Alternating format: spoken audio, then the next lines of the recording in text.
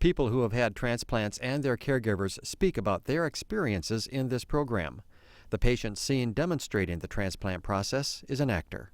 The following information is an educational aid only. It is not intended as medical advice for individual conditions or treatments. Your experience may differ from the experiences depicted in this program. Talk to your healthcare provider before following any medical regimen to see if it is safe and effective for you.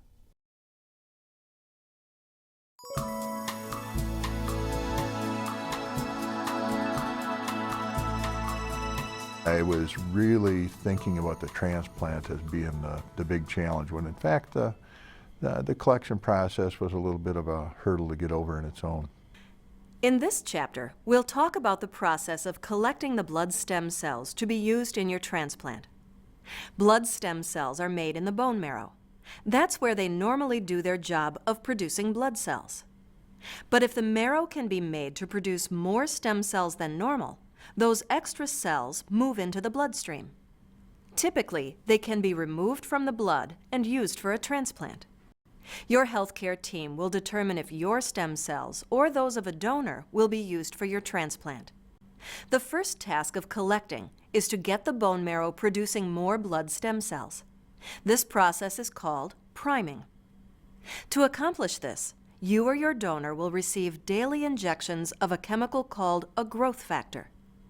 Its role is to stimulate the production of blood stem cells. Blood tests will show when enough stem cells have been moved into the bloodstream to be collected. It usually takes about 4 days of injections to reach this level, but it may take longer.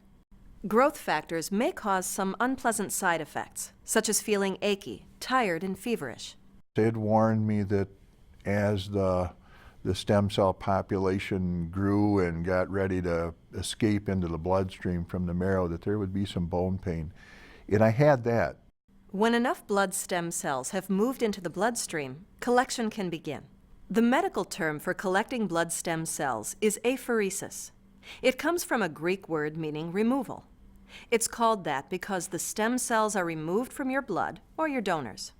Blood is drawn from the body, usually through a catheter, and moved into a machine. The machine separates and removes the blood stem cells. The remaining blood is then returned to the body, again through the catheter. Every day during collection, you'll have about a 5-hour session connected to the machine. It usually takes about 3 days to collect enough stem cells for a transplant, but it may take longer. People don't normally stay in the hospital between their collections. During the collection process, some people feel lightheaded or cold.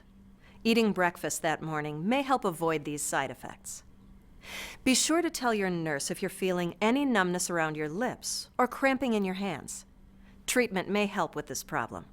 The collected stem cells are processed, counted, and then frozen until it's time for the stem cell infusion. When I finished the collection process, I was just absolutely drained of energy, physically and emotionally. The priming and collecting process can be tiring and uncomfortable. It's very helpful to have a caregiver's support during this time. She would drive, cooking all my meals, doing my laundry, all those things I just didn't need to worry about then. I could focus on healing and just resting and do all the things that I need to do personally. I could do better because she was there to do everything else. If you're using your own stem cells, sometimes the priming or the collection isn't successful. In that case, your healthcare team might inject different growth factors, or stem cells might be collected directly from your bone marrow. But usually, stem cell collecting goes well, accomplishing another stage of the transplant process.